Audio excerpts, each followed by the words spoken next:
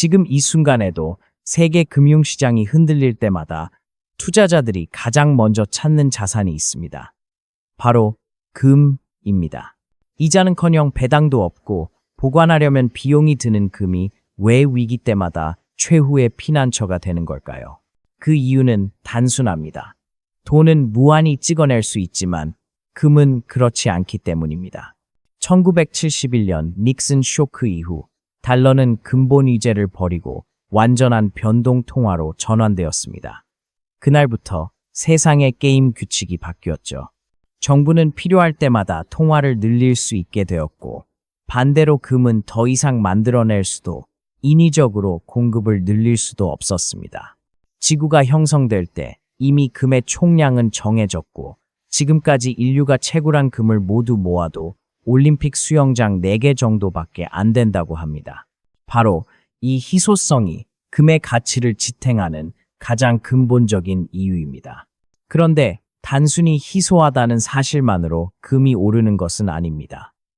금은 시스템에 대한 불신이 커질수록 빛나는 자산입니다. 인플레이션이 완만할 때 금은 물가 상승률과 비슷한 속도로 움직이지만 물가가 두 자릿수로 치솟아 중앙은행이 통제력을 잃는 순간 투자자들의 심리가 바뀝니다. 돈의 가치가 무너질지도 모른다. 는 공포가 시장을 지배하면서 사람들은 종이 대신 금속을 믿기 시작합니다. 금은 더 이상 단순한 인플레이션 헤지가 아니라 통화 시스템 붕괴에 대한 보험이 되는 것입니다. 주식 시장이 폭락해도 정부가 금리를 낮추고 돈을 풀면 금은 상승합니다. 반대로 금리가 급등하고 긴축이 강해지면 금은 힘을 잃습니다. 금의 방향은 경기보다 정책과 유동성에 더 밀접하게 연결되어 있습니다. 또한 현대의 금 시장을 움직이는 보이지 않는 손이 있습니다. 바로 ETF 자금 흐름입니다. ETF로 자금이 들어오면 실제 금을 사서 보관해야 하기 때문에 금 가격이 즉시 반응합니다. 한 달에 100톤의 금이 매수되면 가격은 평균 3% 움직인다고 하죠. 결국 금 가격은 단순히 시장의 기분이 아니라 유동성, 정책, 심리, 희소성이 맞물린 결과물입니다. 돈이 넘치고 금리가 낮고 세계가 불안할 때 금은 언제나 같은 방식으로 대답합니다. 나는 여전히 금이다. 금은 단순히 반짝이는 금속이 아닙니다. 인류 문명이 쌓아온 신뢰의 결정체입니다. 금의 총량은 한정되어 있으며 지금까지 인류가 채굴한 금을 모두 모아도 올림픽 수영장 4개 정도밖에 채우지 못합니다. 매년 새로 생산되는 금은 기존 재고의 1.5% 남짓에 불과하죠. 이처럼 공급이 일정하고 예측 가능하기 때문에 금은 장기적으로 화폐 가치의 하락을 반영하는 거울처럼 움직여 왔습니다. 1830년대 1온스 금의 가격은 약 $20였습니다. 그러나 오늘날 그 가격은 1,800달러를 넘습니다. 200년이 채 되지 않아 90배 이상 상승한 셈이죠. 이는 금이 스스로 올라간 것이 아니라 달러의 구매력이 그만큼 떨어졌다는 뜻입니다. 화폐가 무한히 찍혀 나올 때 금의 상대적 희소성은 더 빛을 발합니다. 역사를 보면 금값은 단기적으로 오르내리지만 장기 추세는 꾸준한 상승 곡선을 그립니다. 은행 예금이나 채권처럼 이자를 주지 않음에도 불구하고 수세기 동안 금은 실질 가치를 지켜왔습니다. 왜냐하면 금은 국가의 신용, 기업의 이익, 중앙은행의 정책 같은 인위적 변수에 종속되지 않기 때문입니다. 이 점이 바로 금을 시간을 초월한 자산으로 만드는 핵심입니다. 금은 부패하지 않고 산화하지 않으며 어느 시대나 누구에게나 동일한 가치를 지닙니다. 인간의 욕망과 두려움이 반복되는 한 금은 그 모든 주기를 관통하며 신뢰의 최종 단위로 남아있을 것입니다. 1971년 8월 15일 리처드 닉슨 미국 대통령은 세계 경제의 역사를 바꿔놓는 결정을 발표했습니다. 바로 근본 위제의 폐지, 이른바 닉슨 쇼크입니다. 그전까지 달러는 금과 1온스당 35달러로 고정되어 있었고 세계 각국은 달러를 금으로 교환할 수 있었습니다. 즉 달러는 금으로 뒷받침된 신뢰의 화폐였던 셈이죠. 하지만 베트남 전쟁과 복지 지출로 미국의 재정은 급속히 악화됐습니다. 금을 더 찍을 수 없으니 달러를 찍어낼 수밖에 없었죠. 문제는 다른 나라들이 그 달러를 다시 금으로 바꾸기 시작했다는 것입니다. 프랑스 드골 대통령은 미국의 금으로의 교환을 공식 요구했고 미국의 금 보유량은 빠르게 고갈되기 시작했습니다. 결국 닉슨은 결단을 내렸습니다. 오늘부로 달러의 금 태환을 중지한다.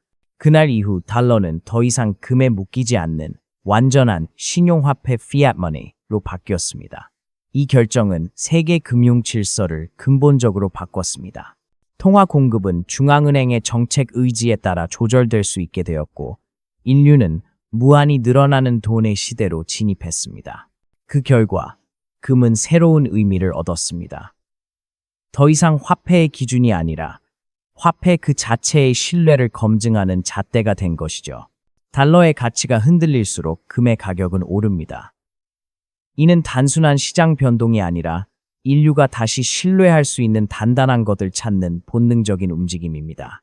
많은 사람들이 인플레이션이 오면 금값이 오른다고 말합니다. 하지만 역사 속 데이터를 보면 그것은 절반의 진실에 불과합니다. 인플레이션이 완만하고 통제 가능한 수준일 때 금은 물가와 비슷한 속도로 움직입니다.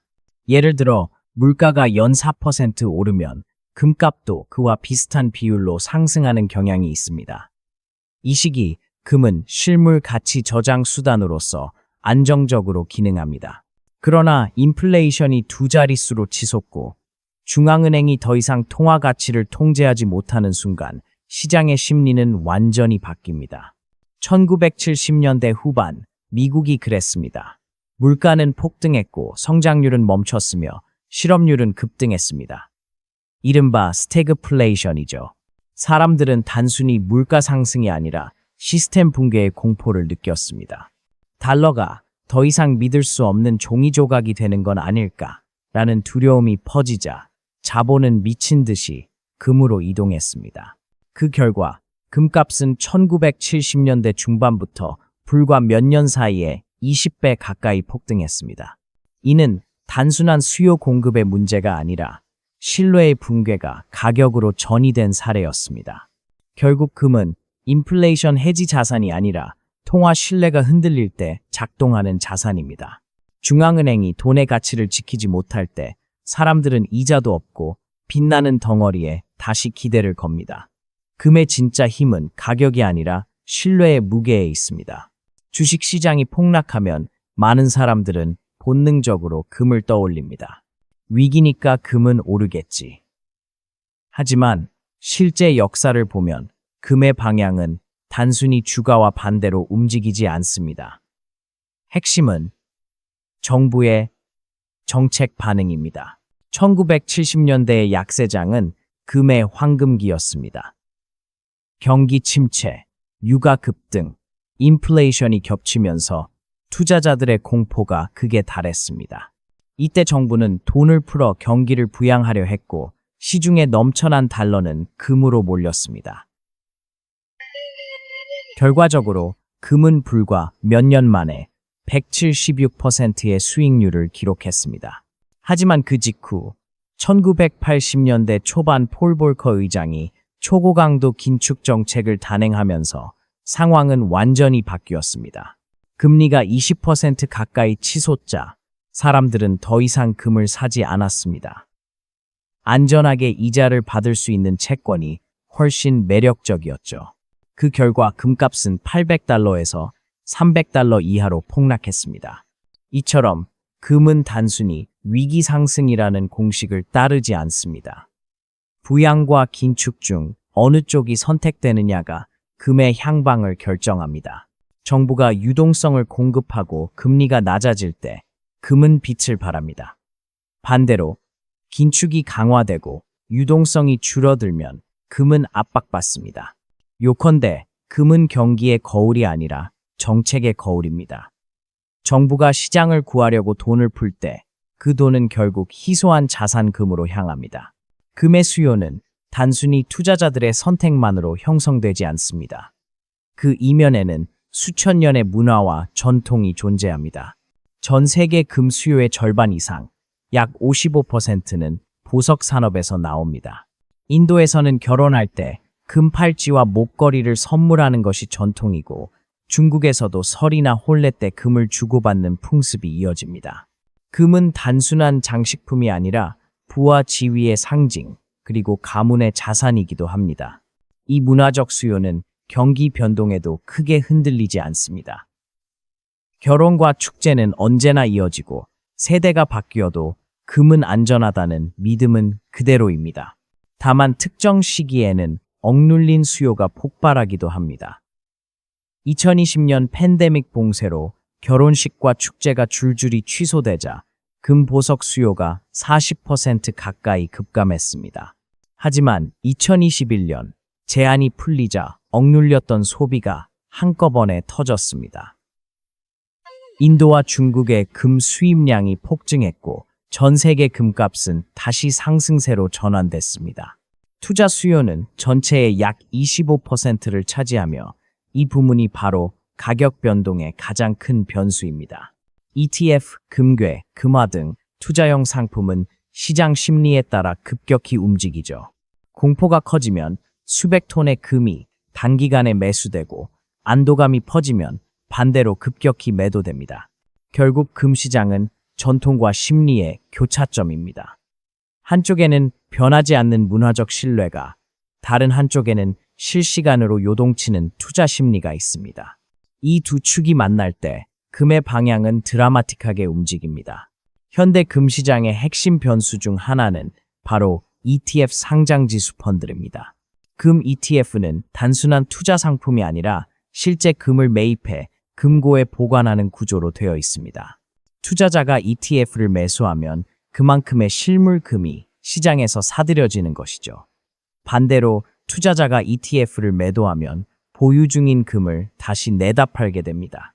이 메커니즘 때문에 ETF 자금의 흐름은 금 가격에 직접적인 영향을 미칩니다.